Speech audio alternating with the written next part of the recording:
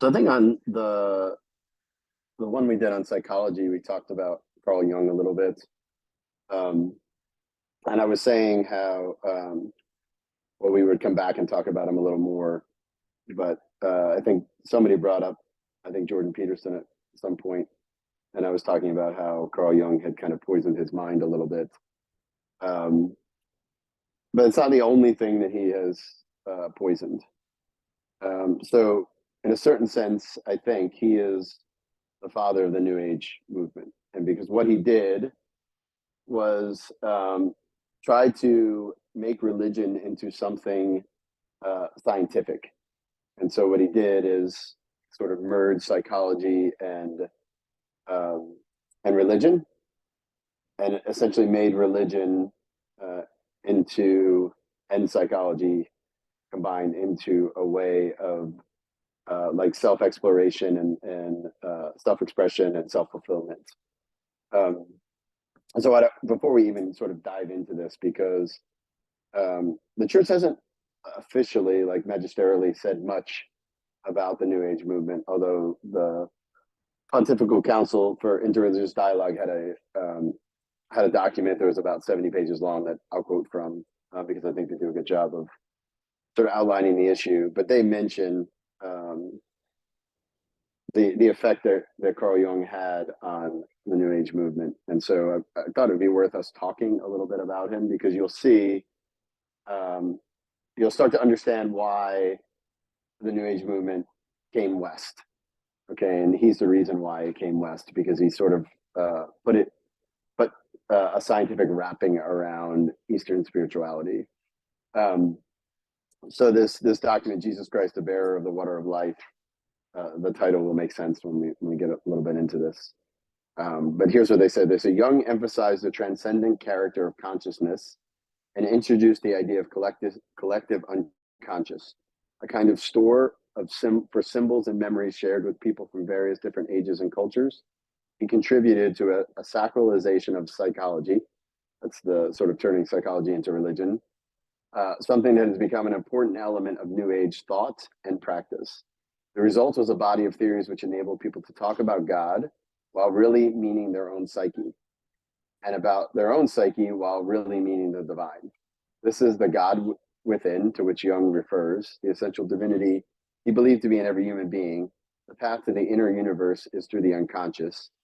The inner world's correspondence to the outer one is the collective unconscious. Okay, so sort of the difference between Freud and Jung were contemporaries, but the difference was, in a certain sense, Freud was only sort of concerned with the physical parts of man, his materiality, and Jung was really only concerned with the spiritual part. And so he took religion very seriously, but he took it seriously in the sense that he thought it was important for mental health. And he thought that religious symbolism could be used in a sort of a therapeutic technique. He especially liked to do it in sort of dream interpretation. Like Freud, he also believed that we're sort of made up of conscious and the conscious and the unconscious. But the unconscious is sort of related to our true identity. And he thought religion and religious symbols came from what he called the collective unconscious. And so these religious symbols became something of sort of scientific value. Okay. And this is also why many people, this sort of pseudoscientific way of looking at things, is also why people totally ignore the occult aspects of the New Age movement. Because you'll hear things like, "Oh, it's it just helps me to think better. It helps me to be clear about in my thinking. It helps me X, Y, Z.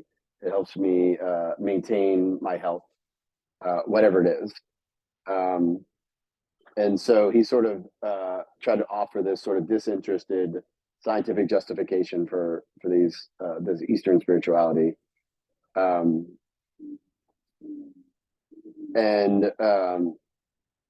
And so he also thought that the the only way sort of to be psychologically healthy, we'll see why this is important in a second, is all of us not only have a conscious and an unconscious, we also have what he calls a shadow side. Okay, so we're this mixture of good and evil, except he wouldn't really make the distinction between good and evil.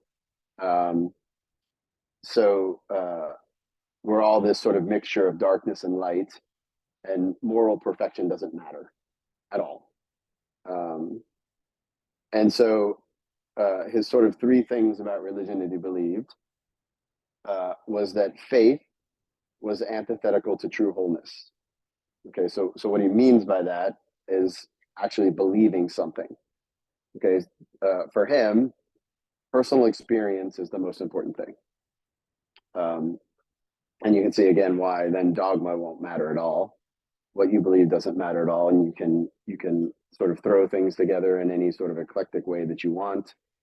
And in fact, he had in one of his books he had his experience of God. So his dad, I think, was a Lutheran minister, I think, and he thought his dad was totally a miserable guy because he was bound by faith, and he instead thought experience was the thing, and so he had this vision or experience of God in which he was sitting on a throne in heaven, dropping turds on cathedrals.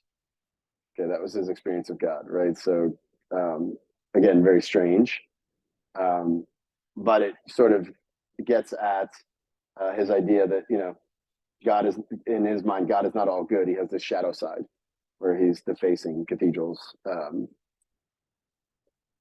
And then, of course, he spent a lot of time studying Gnosticism, which just keeps coming back. So the idea is through personal experience, you become enlightened, and then the collective unconscious gives you the meaning of reality. All right, and the archetypes are sort of this the fruit of the collective unconscious, and they are what provide the real knowledge of the world. So, like most of the New Agers, they would say that the world is, in a certain sense, an illusion, and Jung believed that as well. And so he sort of thought that that there was, you know, the more that you could tap into the unconscious, the more knowledge of the world and yourself that you could have. So it's this sort of secret knowledge, like a typical Gnostic would have. Yes. So that means it's knowledge. This is like an objective knowledge. There is a way to knowledge. It's almost like yeah. Well, so subjective. I mean, in his idea, right? Subjective experience would always sort of parallel objective knowledge. So he doesn't necessarily make the distinction between those. He just calls it real knowledge. Is it almost like a form or something, like you're getting like a deeper thing? No, I think it's more. I think more in terms of like Hindus, like where they think that like the world is what we see as an illusion, and we have to somehow lift ourselves from the illusion. It would tend to be that I mean it's pantheistic, and so they wouldn't necessarily really worry about forms of things because everything is one thing anyway. So the point of bringing up Jung, though, is to sort of understand that he brings this sort of credence to the New Age movement. The New Age movement is not really counter to the church. It's really counter to secularism because it's sort of it is the movement towards spirituality post-Christian. So it's a very much post-Christian. It's not even really a response to Christianity anymore. It's a response to the emptiness of secularism. Okay.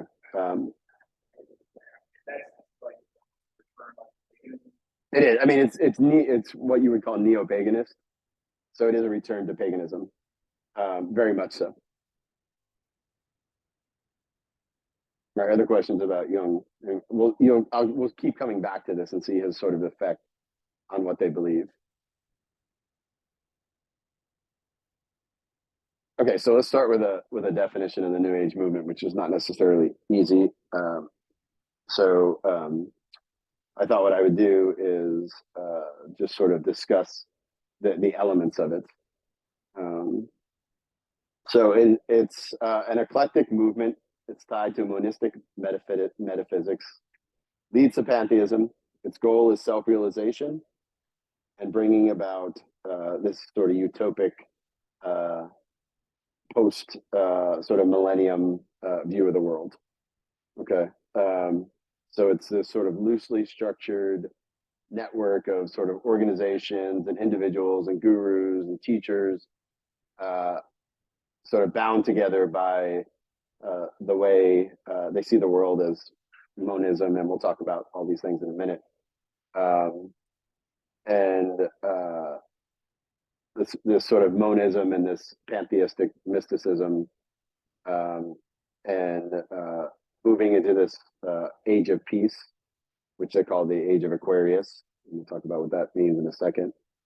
And so again, this makes it a little slippery, right? Which is why it's a movement and not necessarily a single entity. And so it doesn't necessarily have, it's not monolithic. It's not connected to authority figures. Sort of New Agers usually just desire ideas and practices to better help them cope with life and get to the sort of enlightenment of self-realization. All right, so we'll go through each one of the five elements, and then we'll look at some examples. So it's eclectic, yes.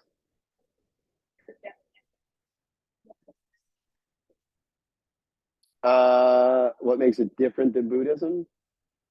Well, I mean, so Buddhism, in a certain sense, not to get like dive into it, Buddhism essentially tries to deal with desire, right? So it's like don't desire anything. Although it's again sort of self-contradictory because you're supposed to desire enlightenment, but then not have it. But Buddhism is more sort of associated with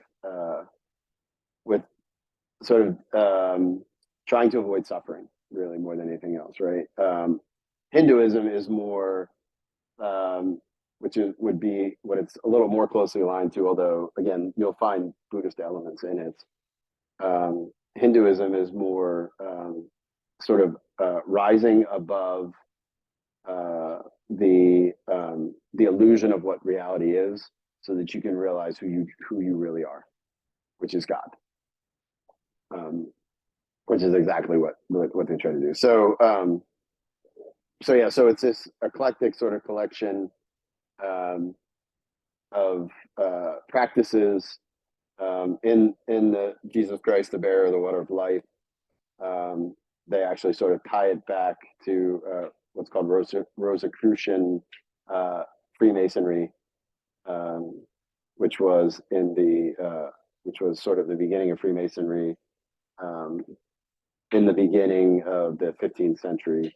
And if you want to know someone who is a Rosicrucian Freemason, sort of Descartes was one of those guys, and he too had an experience that we don't necessarily talk about, but he clearly had this sort of experience of the demonic, and he took that as a serious religious experience. So anyway, so the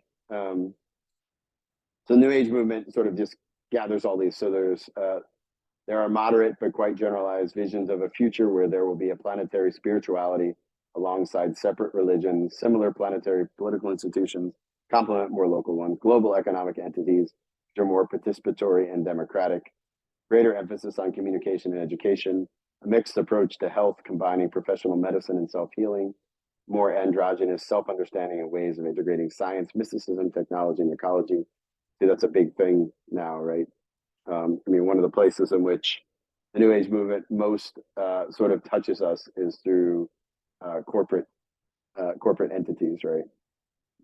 Again, this is evidence of a deep desire for fulfilling a healthy existence for the human race and for the planet. Okay, so again, it responds to sort of the tyranny of secularism.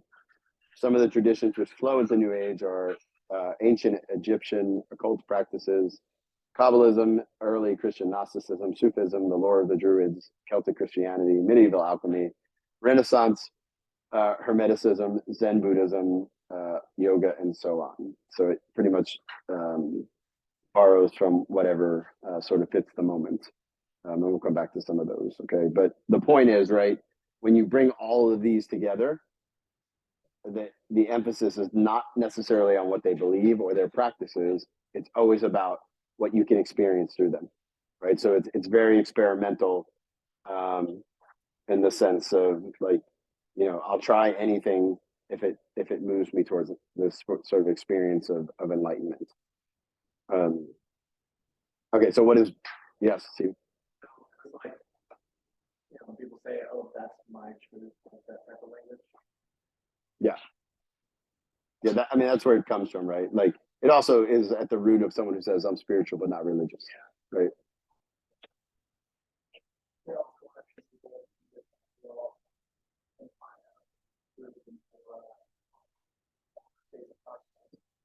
Yeah, we'll talk about why that's important, right? Because what they're trying to do is get to their unconscious where their true identity is, right?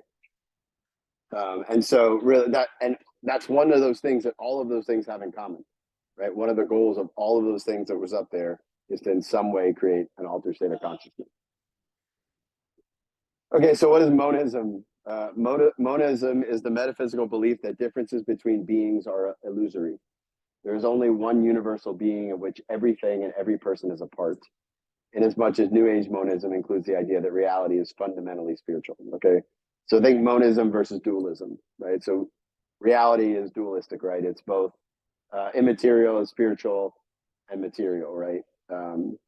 What monism essentially in this way says that everything is spiritual. And since there's no matter, right, matter and form, if everything is spiritual, everything is one thing. Okay. There is no distinction between things. And the problem is if we see them as different, it's because we are in a certain sense not enlightened enough and we don't have the secret knowledge. But if we continue to grow and continue to have the illusion sort of pulled away from us, we will see that everything is just the same thing. Okay. So there's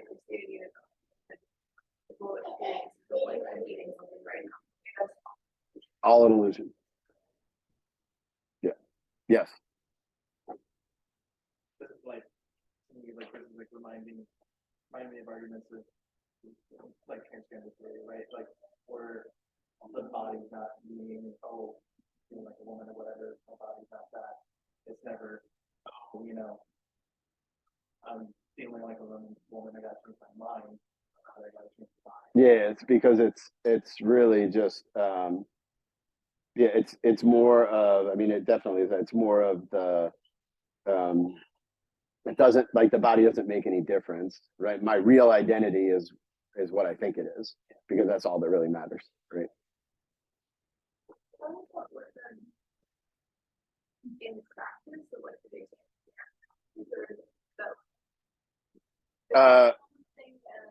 Yeah, well, in practice, what it looks like is the caste system in India, right, where nobody cares about anybody else, right, and everybody leaves everybody else alone, because one of the things that sort of they tend to believe, and this is where it has come sort of to the West, right, is you guys have heard of like the law of attraction.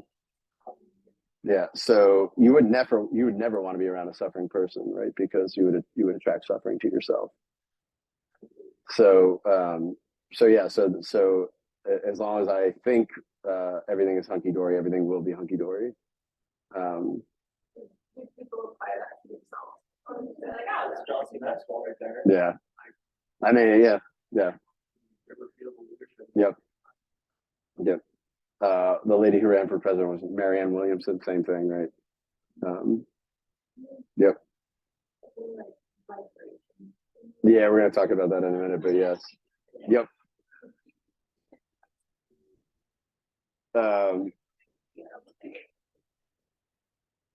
All right, so that naturally leads to pantheism.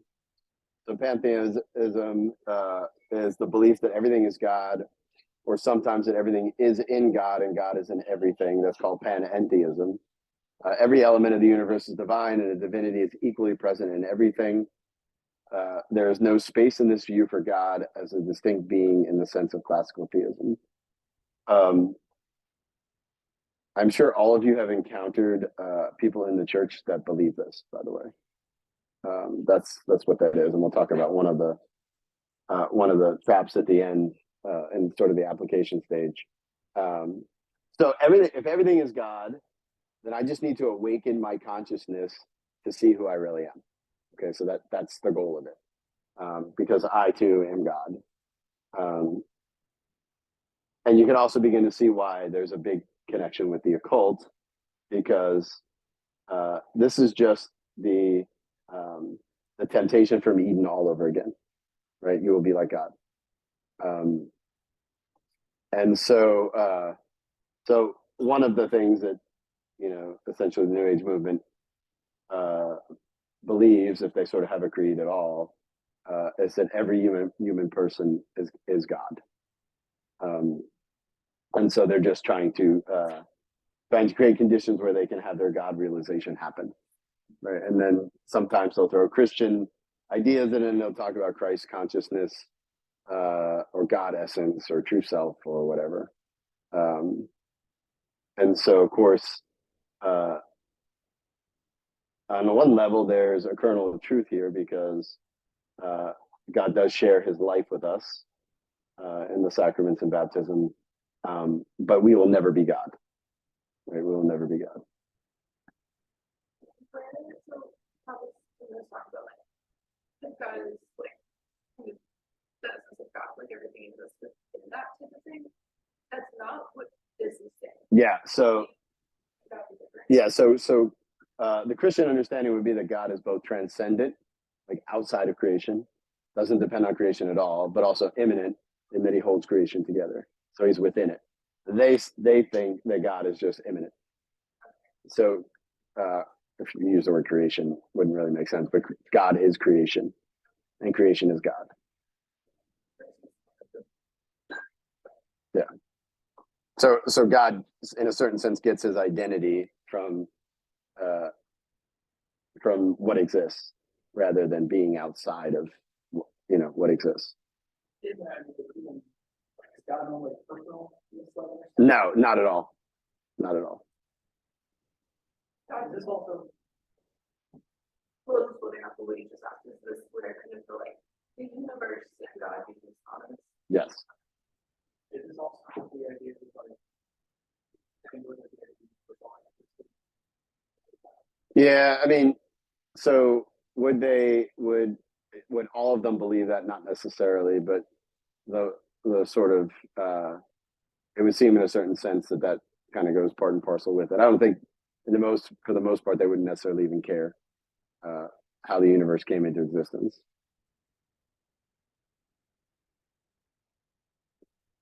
The fourth bullet point was self-realization. So in the truest sense, realizing who I really am, waking up one day and realizing I'm God. New Age involves a fundamental belief in the perfectibility of the human person by means of a wide variety of techniques and therapies. Okay, so it's to borrow sort of a Protestant word, it's a works-based religion. There is a general accord with Nietzsche's idea that Christianity has prevented the full manifestation of genuine humanity, and we'll talk about that in a second. Perfection in this context means achieving self-fulfillment according to an order of values which we ourselves create, which we achieve by our own strength. Hence, one can speak of a self-creating self. Um, so again, psychology fits in. Maslow talks about self-actualization, but it also, building on Ryan's question, it also your only responsibility is to yourself. That's all you're responsible for. Yes. Like, to me, like parts of this are kind of, seeming like the same as like cognitive behavioral therapy. In the sense of like you can change your own self.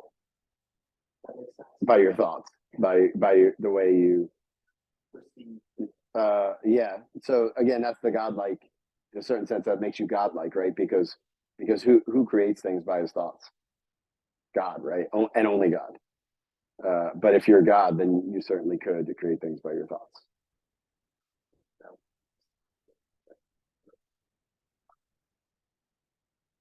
As far as like they're not necessarily who you are, what you are, that changes.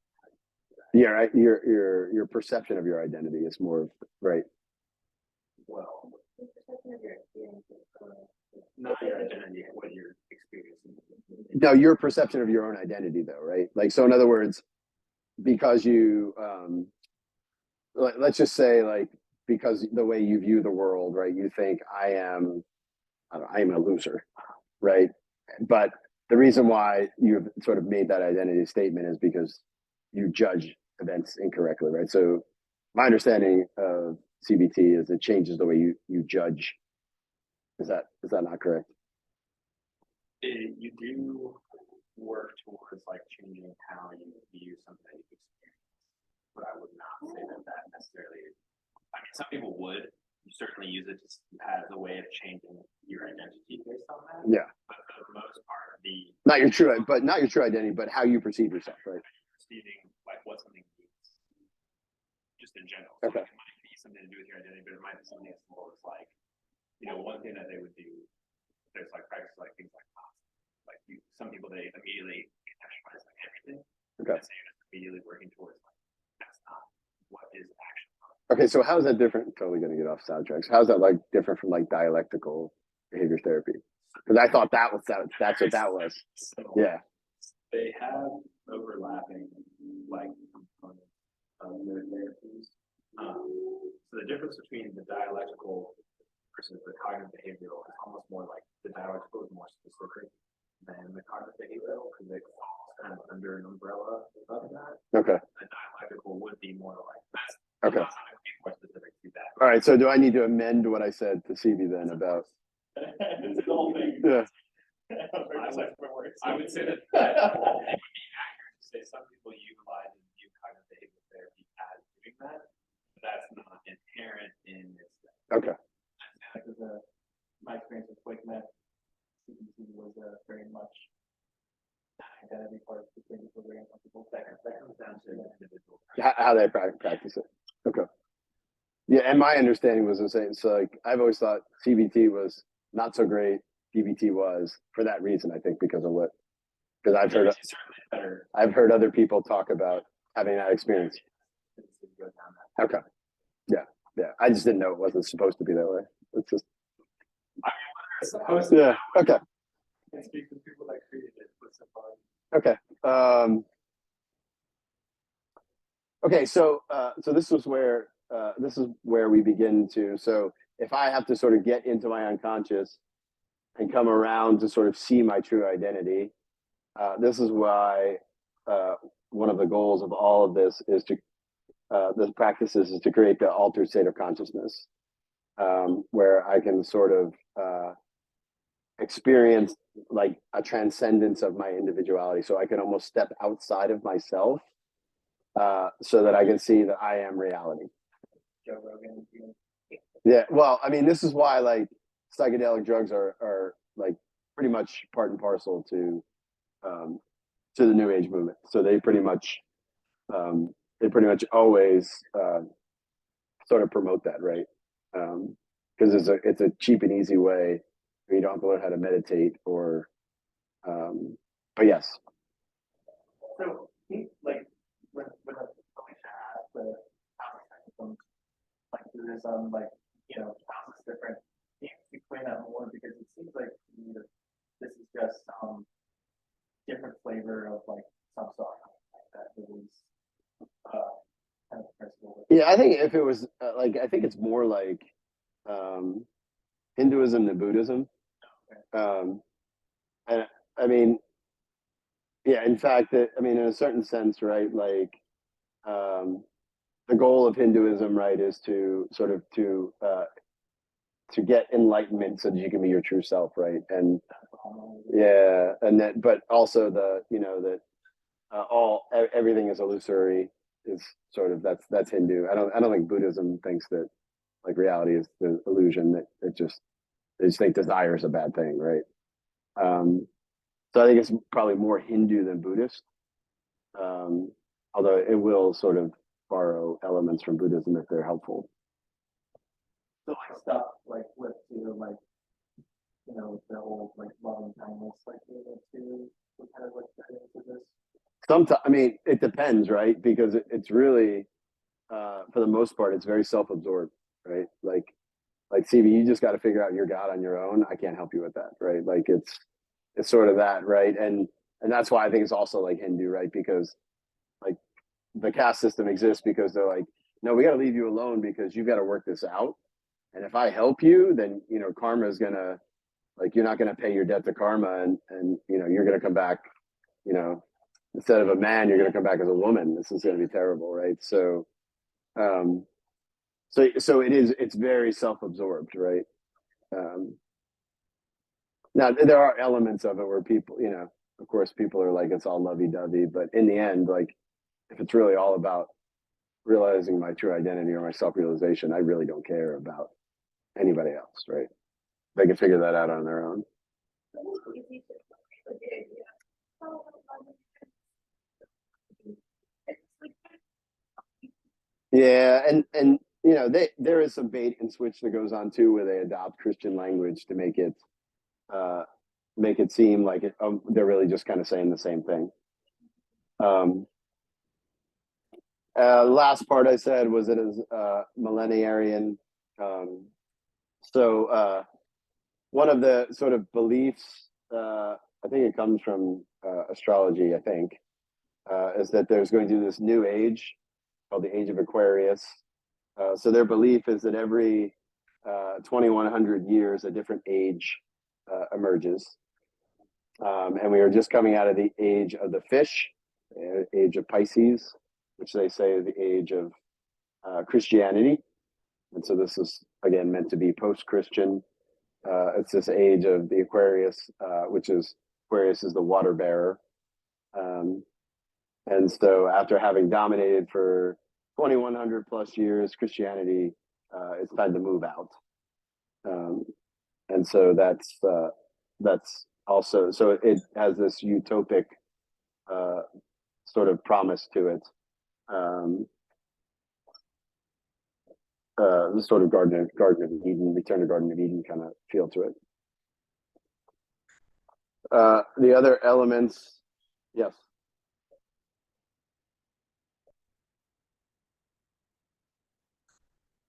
Like the Age of Aquarius. Well, no, that, I mean, that's kind of, that's from like Babylonia, like Babylon, like, I don't know, 4,000 years ago. Yeah. That's why, like, when Connor asked, is it like paganism? It's a return to paganism, right? That's totally right out of. Yeah. Yep. The pause button was because it was really the age of the fish. So Christianity just had to do its thing, and now it's sort of outlived its usefulness.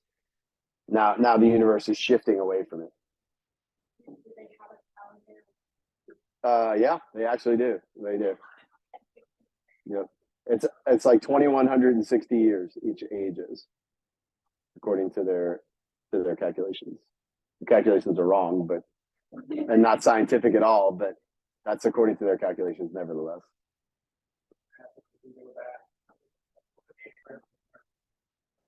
I don't know if I know. I mean, I'm sure they had one. I don't know what it was though.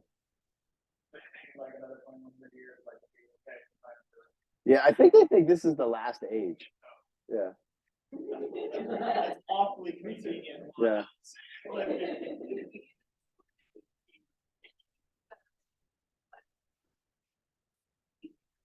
Yep. Yep. It's just a water bearer. Yeah. It has the word aqua in it, right?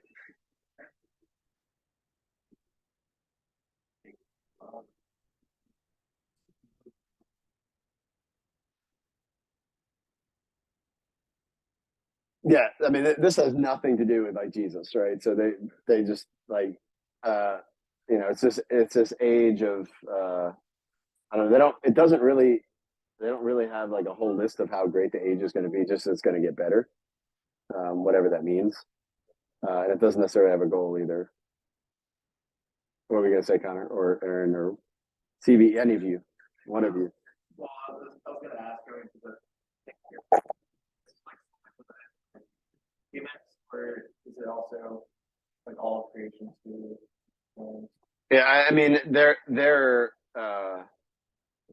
again, it would depend on what they believe, right? Like, yeah, like if they have a little more Hindu in them, then you know their grandmother might be their cat, so they're going to be really careful with it.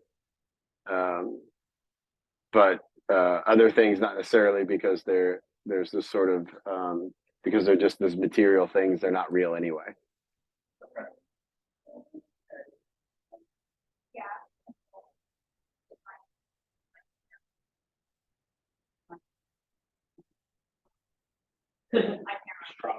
Yeah, astrology.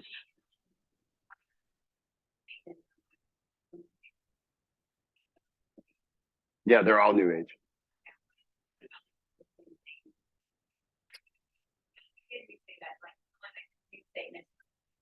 Well, yeah. So some of them had these strange ideas about angels, right? And so they would worship Lucifer because he is the angel of light. Some Satanism groups also just believe none of it's real. Yeah. Yeah. I mean, again, it does depend. It does depend. The other elements that the document mentions. Oh, sorry, Connor. Moving on. So, good question. Number one, is it a progressive view, or is like every age is just better than the previous one? They view it like, well, things are going pretty good, and then Christianity. Yeah, no, I think they would probably look at it Christianity as an advancement. I don't know why we go back to paganism after, like, go back to what was before, but yeah, I think they would say it's moving in this sort of towards the utopia. Here's what's new about New Age. This movement from Newtonian mechanistic physics to quantum physics. This is building on what Taylor said about sort of the vibrations. Um, so the law of attraction essentially says that, you know, in our godly state, our thoughts make things happen in reality, and that happens because we create vibrations in the universe, and so we draw positive things with positive vibes. Yeah. I mean, it's totally what they believe, right? And so what they sort of do is they try to get scientific wrapping around it by talking about quantum physics, because it studies the smallest particles in the universe, and these particles are supposedly vibrating and causing things to move, because of my thoughts. And so this sort of interaction with energy, and our thoughts have energy, and therefore we can move things with our thoughts. They'll do this a lot where they try to wrap science around it, and then you'll see this a lot with a lot of the New Age practices. And then it turns out that there's no scientific basis whatsoever. I read that they try to like Yep. Yep. Then they have the whole left brain, right brain kind of approach. So you will see, again, that has been proven many times over that's a myth, but nevertheless, they'll still use it as essentially saying that you need to shut the left brain down and only operate out of the right brain because uh, the right brain is I mean the left brain is associated with our reasoning side, and again that's why the altered state of consciousness is really important because you can kill the left brain and only act out of the right brain, and then the movement for a dominance of from a dominance of masculinity and patriarchy to a celebration of femininity in individuals and in society. Very much because of the inherent sort of imminence of reality, the feminine is going to be celebrated more than the masculine, because in some way the feminine is less of an illusion than the masculine. If that makes sense. Okay, so that's all the sort of the background, and let's look at some of the practices.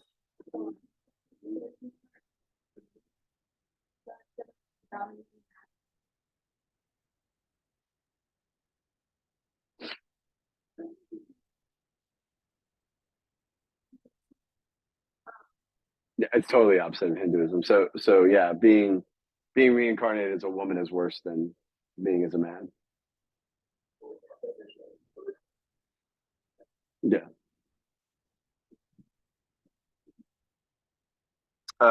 Okay, so the rise of the occult. So occult, we often use occult in the sense of like, in the sense of like demonic, but think more in terms of that we have access to either knowledge um, or sort of actions that have a supernatural or preternatural power behind them. So the occult is hidden knowledge, and the hidden forces of the mind and of nature are at the basis of beliefs and practices linked to a presumed secret perennial philosophy derived from ancient Greek magic and alchemy on the one hand and Jewish mysticism on the other. They're kept hidden by a code of secrecy imposed on those who initiated into the groups, societies that guard the knowledge and techniques involved. Those secret societies. 19th century spiritualism and the Theosophical Society introduced new forms of occultism, which have in turn influenced various currents in the New Age. Okay, so it specifically sort of talks about witchcraft, alchemy, magic, divination like tarot cards, Ouija boards, psychics, and so at the very least, we're really talking about superstition. Superstition is just expecting a divine effect from a sort of a natural cause, right? Which again is one of the sins of Eve, right? She's expecting a natural thing, a fruit, to give her supernatural power, right? To become like God. So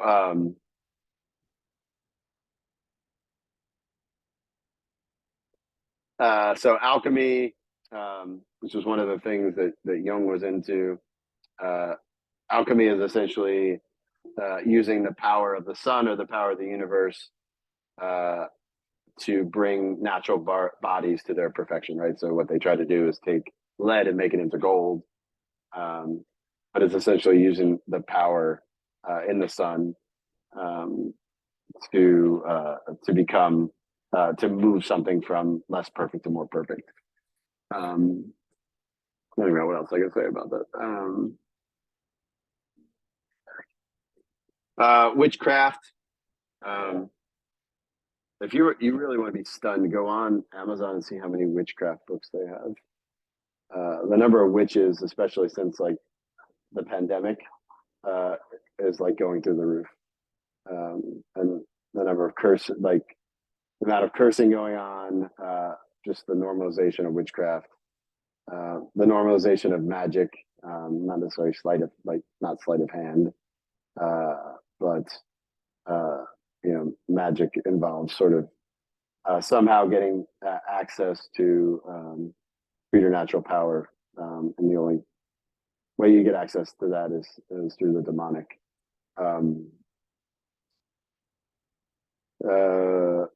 One of the things that that is happening too is just the sort of desensitization to all of these things, right? Like, I mean, you could drive down the road right now and you'll see, I don't know how many witches.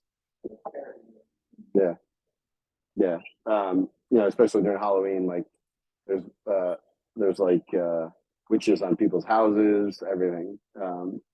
So, and this is honestly like that's part of my like issue with Harry Potter, is that it's meant to desensitize children to the reality of things like curses. And I know like that's like sort of people get really upset sometimes. Although when people get upset, I kind of wonder if there might be a stronghold there. When you even bring up Harry Potter, but I mean, I think as a Christian, something that normalizes and makes use of something that the Bible regularly condemns is probably a pretty bad idea for your kids to read. And I do know, kind of from experience talking to exorcists that, there have been plenty of people who have gotten way in over their head because of Harry Potter. So I would definitely stay away from that. Yes. So I think it's called Kabbalism. I don't know a whole lot about it. I know Madonna does it, so I know it's not good. But that's about it. I know. No, I don't know what it is. I mean, it's I don't know that much about it. Some of these I don't know what they are, honestly. There's just so many of them. So like the whole, like what? Yeah. I mean that fits into the sort of the witchcraft. Astrology, which we all kind of think is kind of absurd, but there are lots of people who, and it's meant to be sort of a gateway drug into, or gateway into the New Age movement, because it satisfies people's curiosity. But again, Scripture repeatedly sort of condemns astrology, and John Paul II, in one of his Angelus addresses, talked about if we want to give good direction to our life, must learn to discern its plan by reading the mysterious road signs God puts in our daily history. For this purpose, neither horoscopes nor fortune telling is useful. What is needed is prayer, authentic prayer, which should always accompany a life decision made in conformity with God's law. So astrology, I think I might have said the Babylonians. I think it was the Chaldeans actually that originated with. And so what they essentially thought was that the movements of the heavenly bodies affected people, especially at their birth. And the problem, of course, is that so they had a way of reading the planets at the time of someone's birth, and they would say that the person was sort of fixed to be a certain kind of person. And of course, their cosmology was totally wrong, but there's never been sort of an update to astrology since then. So it's not even, I think it was a Galileo, I think, who sort of, so if you read like astronomy and astrology were essentially the same thing, until Galileo comes along and he sort of starts questioning whether astrology is even a thing. And he finds all kinds of mistakes in it. So astrologer would look and supposedly know where planets are at a given person's birth. Like, I don't know, the person born and Mars is in a certain place, and Mars is the god of the bringer of war, and so that person will be violent. And then there's a good discussion, Augustine in his Confessions is a good discussion about it, because he kind of investigated it before he converted, and he's like, well, I know these twins and they're totally opposite. He's like, what happened? They were born at the same exact time. Yes. I've heard like, some Christians like defend astrology by like saying, oh, like the wise men, the three wise men were likely, some type of. Yeah. So the scripture, the word is magi, right? Which is kind of, it's like an equivocal term, right? Like we kind of use it for magicians, sorcerers, but it could also be used for wise men. But Pope Benedict and I think it's in one of the Jesus, I think it's the infancy narratives, and Jesus of Nazareth basically says whatever they were doing stopped in Bethlehem now.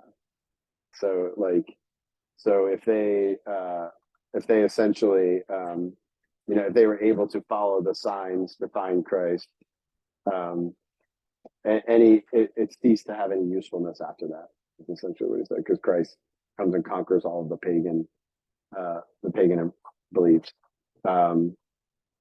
So yeah, it's likely they weren't astrologers in the sense that they were, but they certainly were watching the heavens, and you'd probably say that there was sort of some sort of supernatural revelation given to them to know even what that meant, because they knew what they were looking for, right? But as far as it being like straight up astrology, it's probably something different.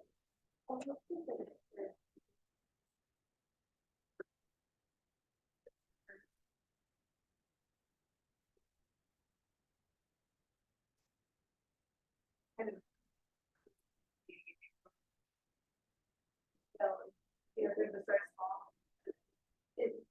bodies of gas, going lighter away where affected necessarily different palms, but Right.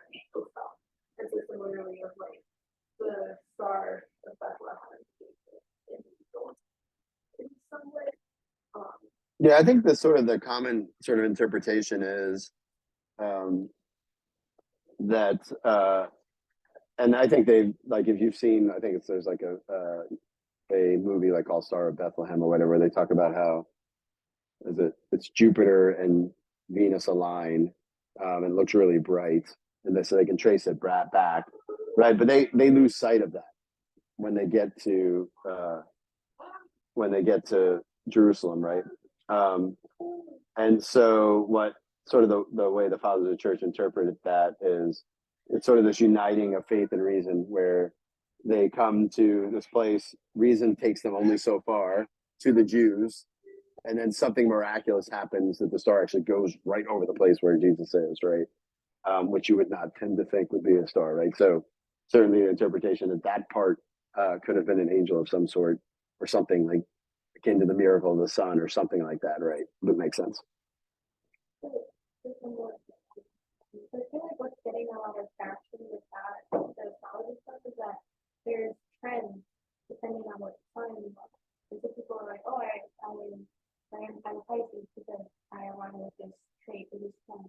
Mm-hmm. How do you sort of counteract that? Well, I would just tell them that actually, if they actually did the science, they're not that sign. So everybody's sign is a month off, which is actually pretty funny, right? So like all these people that think they're Gemini or something, they're not actually a Gemini. I don't even know what comes before Gemini, but yeah, they the science is so off. They're not even looking at their true sign. Because essentially their cosmology, I think, I may mess up the details, but it was wrong in the fact that they only knew of 5 planets at the time. And they also didn't know that there was an elliptical pattern of the planets versus, so in other words, that the sun travels through the planets not in an equal way. So it's even off that way. So it should stay in a certain pattern for 30 days. It doesn't. Some it stays for 50 days, some it stays for 40, some 20, whatever, because they messed it up. But the thing I would say is, like, you're not even, like, go look it up. You're not even the sign you think you are. So you've been walking around thinking you're this sign, and you were agreeing with it, and now look, you're really this sign. So is it more like a self-fulfilling prophecy than like you think you're It's usually pretty, like, they're vague enough usually, that you're going to meet someone today. Someone's going to come up and grab you while you're talking, right? That was my horoscope today. And hey, look what happened. Somebody came up and grabbed me while I was talking. So like, those are the kind of things that are in there, right? Like, they're just glorified fortune cookies a lot of times. John the Cross also talks about demons, you know, they can also make them come true. Like they're big enough, they can also read things. Yeah. They know nature so well. They can say like, oh, hey, you know, there's going to be a storm. And they're like, yeah, because I can see the storm right over there. Yeah. Yeah, and you know that's why it's a doorway in too, because they can sort of grasp you that way. Then they can start messing with you.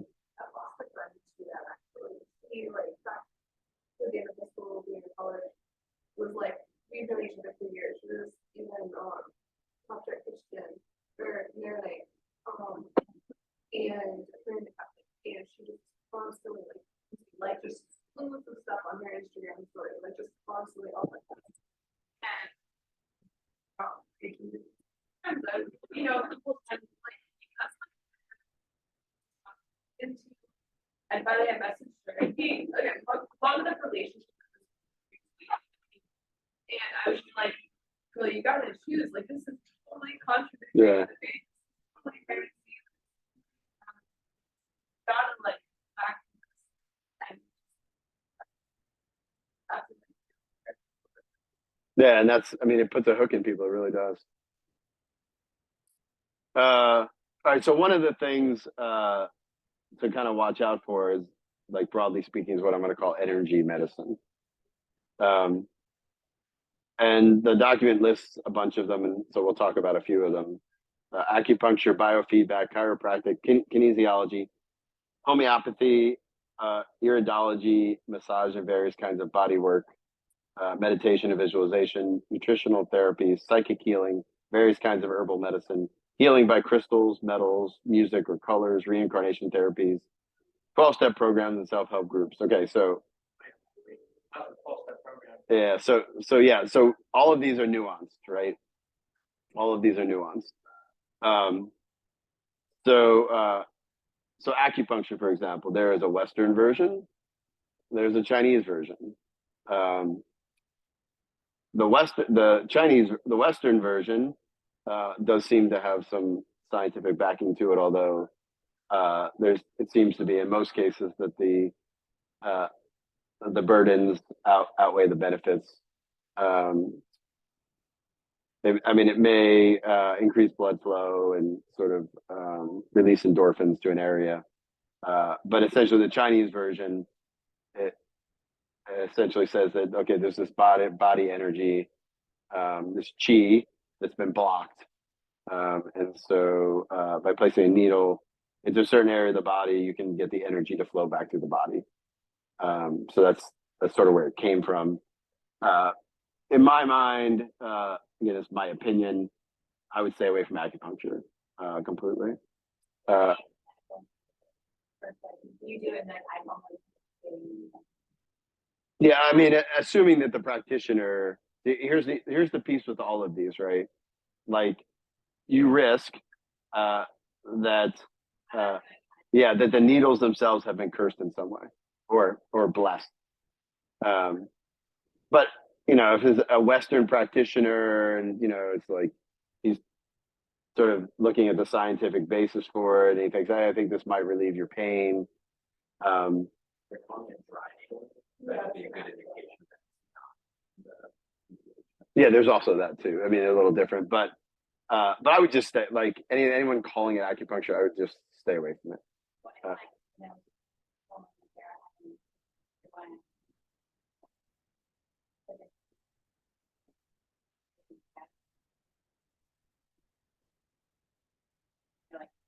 It may be like he's aware of this. Is going to be like he said, like I don't want stuff. Like, what would you do? Yeah, I mean, I don't know. You can request, like, please, like, drop what you believe about this, and just, you know, pretend that you're, you're from a Western medical school. I mean, even that, right? Like, to say, like, drop the weird stuff. You already know there's weird stuff going on. I don't know what you can tell a person like that, other than you already know something is fishy here. You probably shouldn't do it. The "it works" thing is the worst argument ever, by the way. I hear that all the time. Of course it works. If it didn't, no one would do it. Like, it works doesn't, like, I don't know. I mean, yeah. Yeah, so let's keep moving to that. So biofeedback was the next one. That was about sort of originally it was about what you do is you sort of you channel your inner power and make yourself heal yourself. Physician, heal thyself, right? Uh, that I mean that's one of the things that like one of the inner powers. Uh, it's also used in a Western sense too, where they can teach people how to actually control their heart rate and lower their blood pressure, so that they can get them in a state where they can actually feel their blood pressure and their heart rate.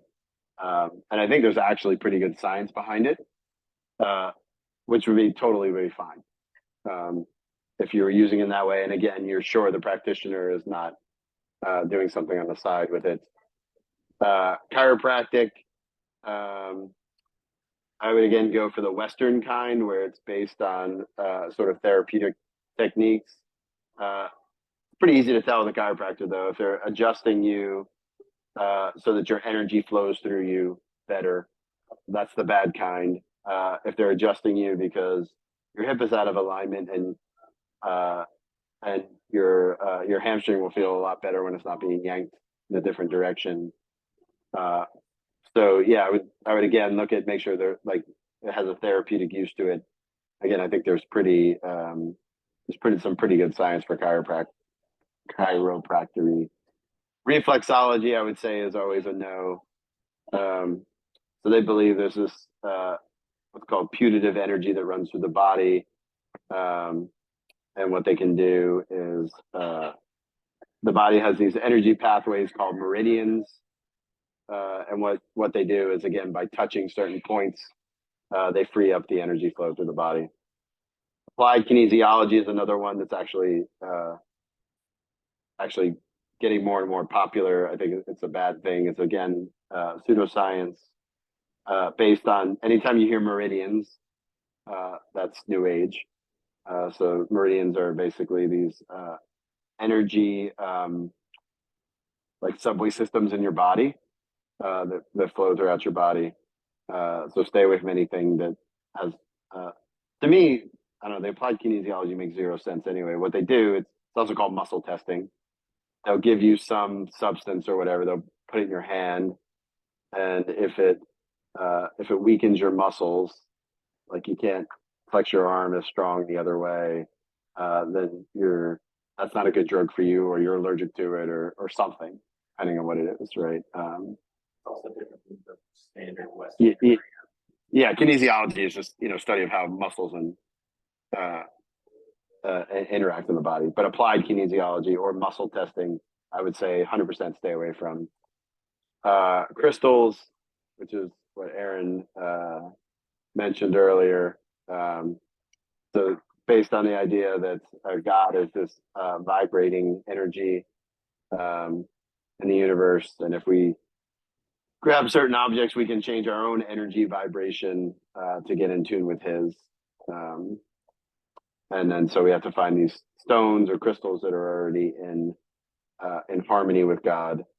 And then each of the stones have sort of healing powers, like amethyst as a healing power, and also activates your psychic powers, and things like that.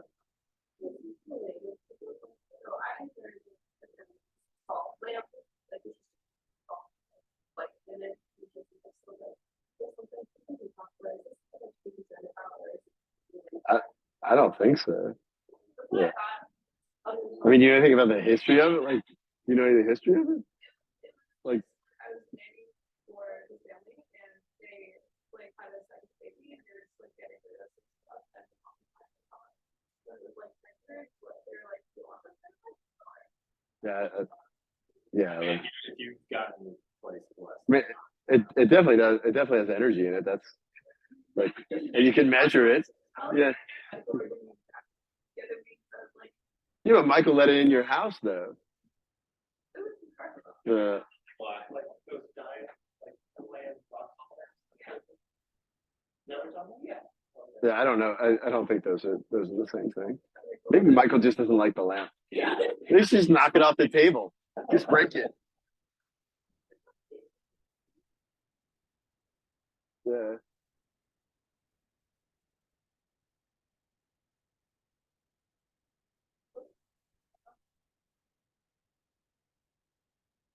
Yeah. So what they're talking about is well, first of all, like people will talk about different like herbal remedies, right? And there's science behind them, then so be it, right? Like chamomile, I think it's pretty well established that it has a sort of a soothing effect on people. Um, what happens though a lot of times, and this is like where something like essential oils comes in, right? Like you have no idea how those things were prepared, right? So like okay, what did somebody like put a blessing or what ends up being a curse on this thing, right? Which is happening more and more. Like I was reading a while ago about one of the like in general, essential oil is not necessarily a bad thing. But one of the companies is called Young Living, and the guy who owns it, Peter Young, I think. In his like instruction to distributors, he says that before they sell it, they should hold the vials in their hands and think positive thoughts and something else. So it sounds a lot like they're putting like a curse on it, right? So you just have to be careful about how things like that are handled more than anything else. Yeah, no, that's yeah, I mean, but what they're also talking about is there is a lot of like herbal remedies that are supposed to like, I don't know, for example, like I don't know, have like spiritual like benefits to you, right? Like, you know. This is the quality of the bad is you're trying to like either enlighten yourself or reach some divine thing or do something to your body in a divine way. Yeah, it's bad when you don't have something backed by reason to use it, right? So some scientific justification to use it. One that's not on the slide, but it kind of seems like it might get close to the slide. So osteopathic medicine is used in a way that, like, it seems like there's scientific background that like how they came up with it, but it's essentially moving the body in such a way that it creates that process to like increase slash make that healing process more significant, faster. It's using more rural living where they don't.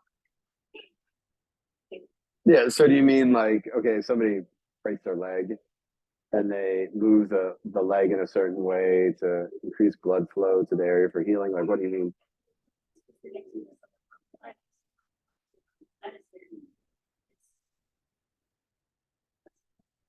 Yeah, I don't know that I know much about that.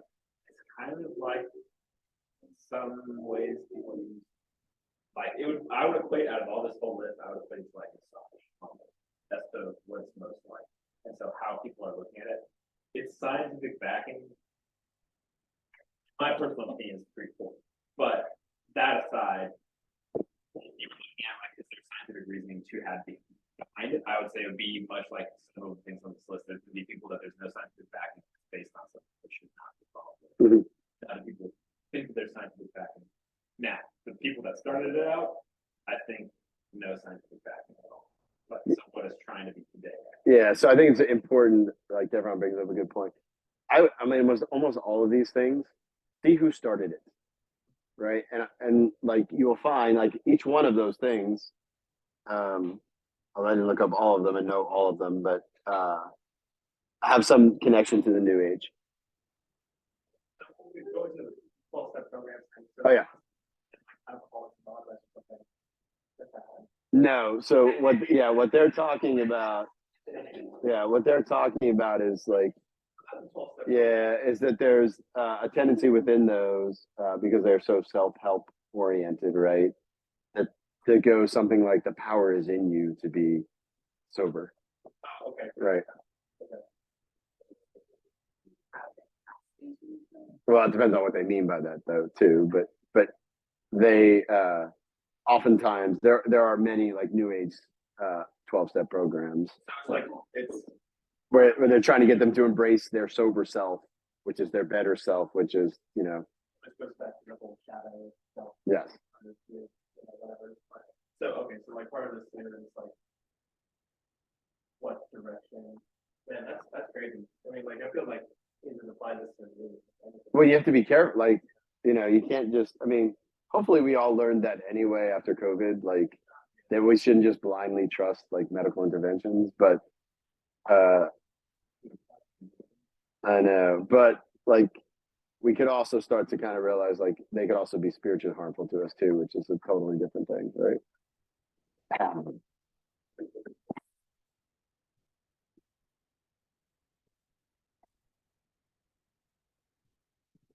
Yeah, sir. Oh, I was just what Yeah, so, yeah. So I think we've had some conversations about this before. Well, it's I mean, so altered states of consciousness in general aren't necessarily wrong, right? Because like we take like I don't know, we are gonna have surgery or something, right? We take anesthesia, right? If you were to have a reason for some sort of medical intervention, like for example, my aunt, she was a little wacky, but she didn't want anesthesia, so she hypnotized herself when she had surgery, and it worked. Yeah, it totally worked. Because her my grandfather had taught her how to do that because he was a dentist, and rather than give because they didn't have good anesthesia, when he would hypnotize people before he did dental surgery on them. That's crazy. And so like hard to say that wouldn't be a justified use of it, right? I mean, it would depend. So I would say unless you have a really good reason to create a situation where you have an altered state of consciousness, never do that because it opens you up to something, right? usually there. Put some thoughts. Some people use it for sleep or whatever. Yeah. I've done that. Yeah, I wouldn't say it's always wrong, but I would say you need to be really careful with it.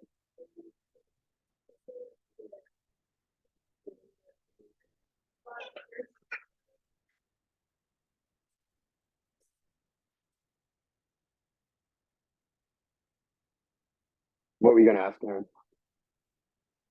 Is meditation like where you're trying not to think about anything at all? That's what I mean by that, yeah. I've heard the phrase like if you're praying the rosary, like to meditate on the mysteries. Right, that means you put your focus on the thing, right? But when they're like Eastern meditation is an emptying of the mind, where you're not thinking about anything. So where do these things come from? Like they have this theory of like energy, and it seems kind of a bit wacky, but it also works. And where did it? Like I mean, I understand like some of the more modern ones, it's like these people are just kind of whacked up, or like I don't know, just like was it demonic? Yeah, I mean, so just in general, like, I mean, it's the same thing as witch doctors, right? Like, I mean, in a certain sense, no different, right? Like, witch doctors actually like heal people, right? The thing that often happens is demons will create some sickness so that they can heal the sickness, right? Because they you know, very convenient, right? They'll make someone sick and then they'll use someone to heal them, and then they've hooked them, right? So there's some of that. Some of that is the person was naturally going to get better anyway. Some of it placebo effect. Some of it like a lot of different things. To me, when you start to see all these things sort of come together and they have this common theme, like in the end, like I think all of these things in some way like have come from the devil, right? Like, and they're specifically meant to be attacks on the faith. Reiki. How many of you know what Reiki is? Yeah, Reiki is another no. So it's a healing, a way of healing, supposedly. So they invoke the help of supposedly angelic angelic beings, or what they call Reiki spirit guides, which of course introduces you to some malevolent forces. So it's essentially this where it's these people are trained, and they put their hands on people to heal them, and so they become sort of these masters. They go through what's called attunement, and again, it's an energy based sort of healing where they channel these spirits that come and heal someone.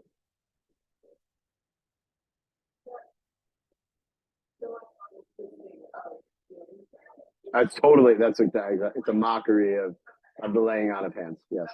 Like, I've witnessed healing spirits. Yeah.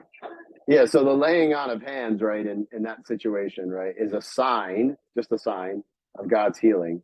What they would say is that the touch actually heals. Their touch heals because they've channeled these spirits. And then like even if they're healing spirits, Yes. Yeah. Yeah. When it turns out they're talking Yeah. through their own. Yeah, and it's also why Jesus does both, right? Where sometimes he heals without even touching the person, right? So that it's the sign that he is the one that heals, not some power going through him. Yes. Two things. One, building on that comment, Instagram algorithms are always interesting. And one like reel popped up of like, there was literally like a witch just talking about how, Jesus used mud and spit to heal a person, so that's no different than witchcraft, and it's like people like responding to how ridiculous the thing that is.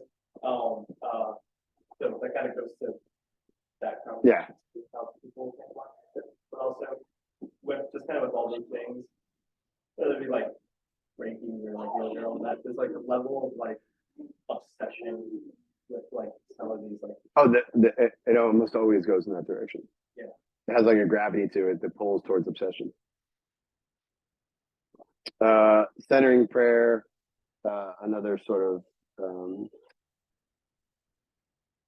thing to stay away from.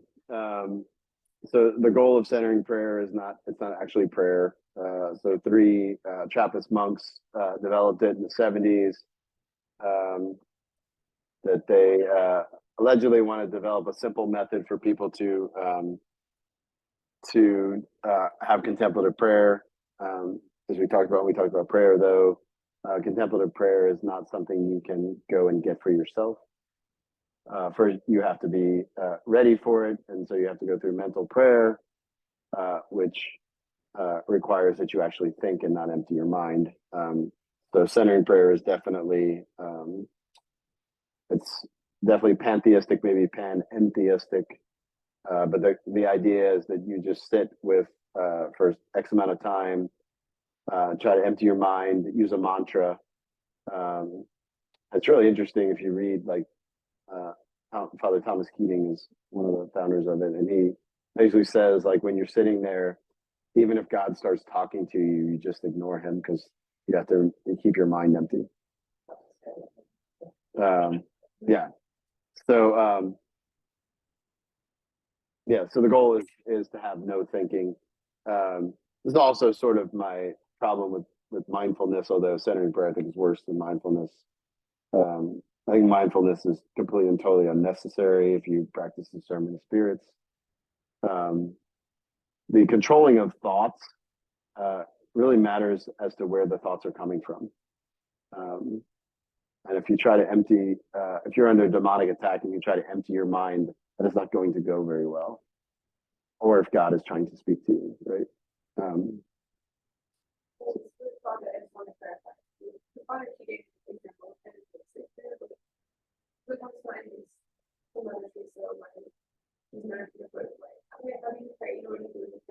It's kind of back to like, I listen. Yeah. It was God say, listen. To what? I listen. And so that idea of like, okay, that's like quiet, and then I kind of like.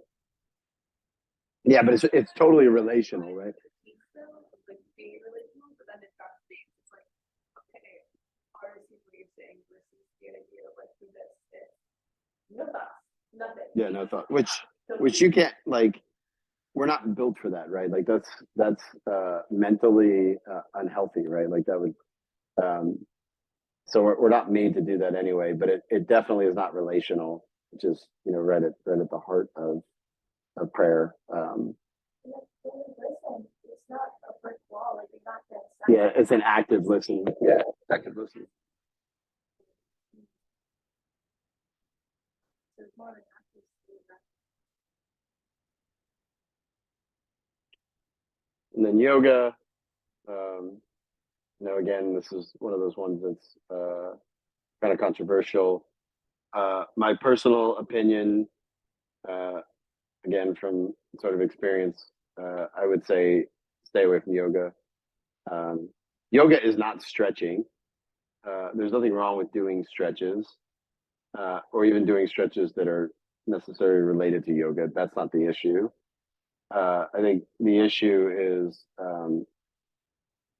that you can't take a class, first of all, because you have no idea what the teacher is doing, but also because you'll sort of create invite scandal. You also have to be careful about like trying to do things in which you try to control your breathing and try to get patterns of breathing, because that can be sometimes be a pathway to an altered state of consciousness as well. Um, so yeah, I would just say again, yoga, stretching is fine, yoga not fine, and some of the obviously the sort of religious beliefs underneath it.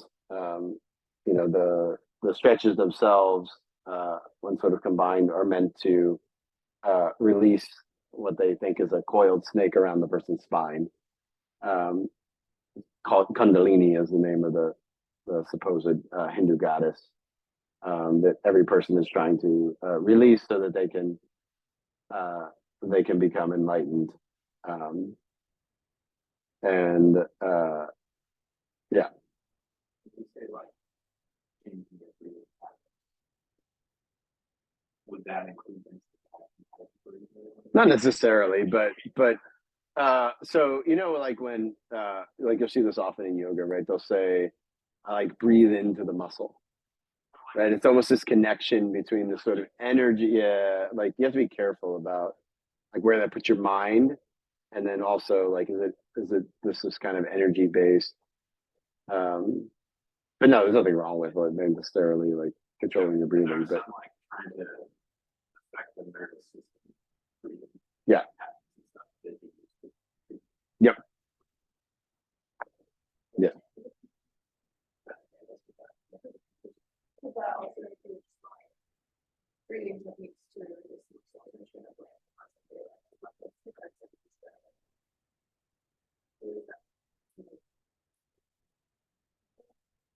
Um, Well, like, I think I get an example.